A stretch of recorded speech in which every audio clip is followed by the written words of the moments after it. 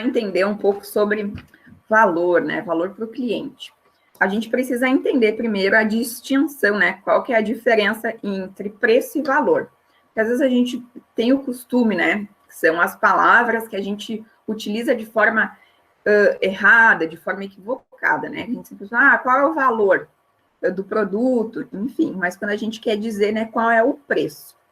Então, quando a gente fala em valor para o cliente no marketing, a gente não está querendo dizer o quanto que aquele item, né, que aquele bem, que aquele serviço possui, né, de preço monetário. A gente está querendo dizer, bom, qual que é o valor, né? Qual que é o valor que o cliente está levando? Quais que são os benefícios que aquele cliente está adquirindo? E quando a gente fala em preço, aí sim, a gente quer dizer quanto, né, qual o preço monetário que é dispendido para a compra daquele bem e produto. Então, para começar a entender essa questão do valor, é importante que a gente saiba que em marketing, quando a gente fala de preço, é valor é dinheiro, né? É monetário. Então, é o que eu pago por aquele produto, né? E lembrando que produto é um bem, é um serviço, no geral. A gente, quando fala em produto, não pensa só na agenda, né? A gente pode pensar também num serviço de faxina, num serviço de hospedagem e também na agenda. O produto, ele engloba todos esses itens. Então, o preço é o que eu pago, né, para adquirir o produto, e o valor é o que eu levo. O valor são os benefícios que eu adquiro com a compra, né, daquele produto. Ou seja, quais são os benefícios que a compra dessa agenda, ela me trouxe. Eu vou ter benefícios utilitários, bom, eu vou conseguir escrever nela, ela tem a quantidade de páginas que eu preciso, mas, enfim, será que ela não tem algum outro tipo de benefício? Será que essa minha agenda, ela não é, por exemplo, de alguma marca específica, enfim, que me traga algum tipo de benefício social, entre outros? E é isso que a gente precisa entender quando a gente fala em valor em marketing, né? A gente precisa entender que o valor são esses benefícios. Então, eu só trouxe aqui que a missão de um negócio é fornecer o valor para o cliente sem abrir mão do lucro. Por quê?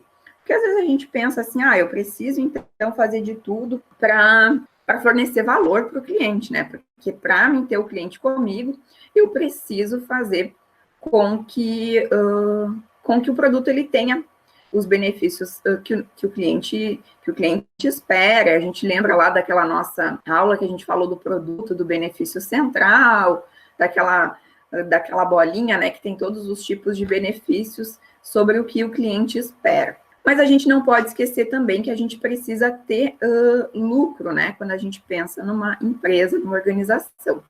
Então, é importante que a gente leve essas duas questões num equilíbrio, né? Porque eu não posso simplesmente oferecer valor a todo custo e esquecer lá do meu financeiro, né? Então, senão isso vai dar uma embaralhada lá na empresa e as coisas, elas não vão sair como elas deveriam.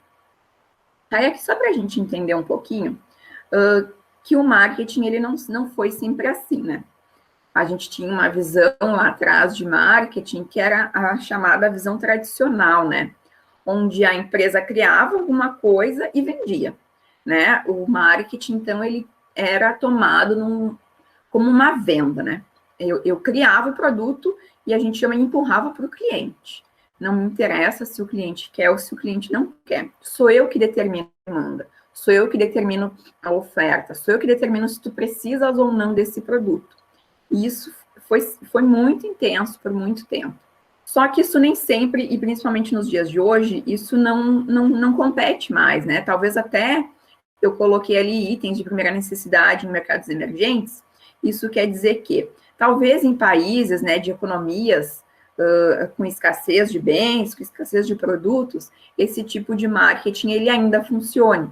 Mas quando a gente pensa, né, numa economia constituída, em mercados bem constituídos, a gente sabe que esse tipo de marketing, ele não convém mais, né? A gente sabe que hoje em dia o marketing, ele é voltado muito mais para uma visão para o cliente, né? Para atender realmente as necessidades desse cliente, para ouvir o cliente, e levar em consideração o que esse cliente, ele deseja, ele espera, né? Eu poderia chamar, assim, que poderia ser um processo de cocriação, porque a gente tem diferentes perfis, a gente tem diferentes desejos, a gente tem diferentes critérios de compra.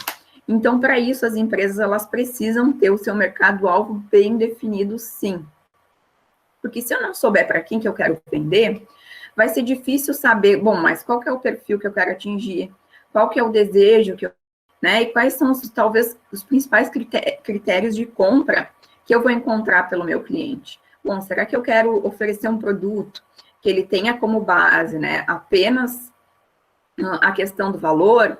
Né? Olha, eu não quero pessoas que se preocupem com a qualidade, eu não quero pessoas que se preocupem com questão de marca, eu quero pessoas que se preocupem apenas com preço. Então, eu vou ter um tipo de critério de compra, né, que eu preciso ali definir quem é o meu mercado-alvo e trabalhar para isso.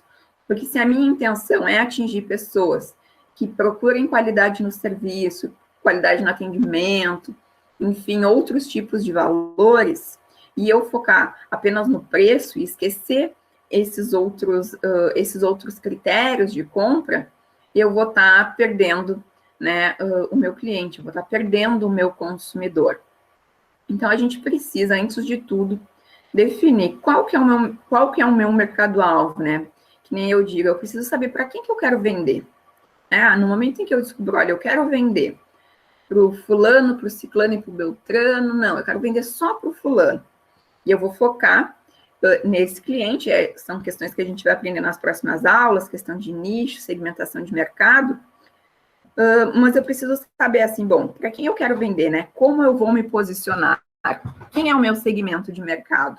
A partir daí fica mais fácil para a gente entender, né? Todo esse processo de criação de valor, todo esse processo de relacionamento com o cliente e também todo aquele processo que envolve o que eu trouxe num dos textos que estão lá no Moodle, né? Que é o texto do marketing sensorial. Que no momento em que eu conheço, que eu sei quem é o meu público-alvo, que eu sei quem são os meus clientes, eu consigo trabalhar melhor também aquelas questões.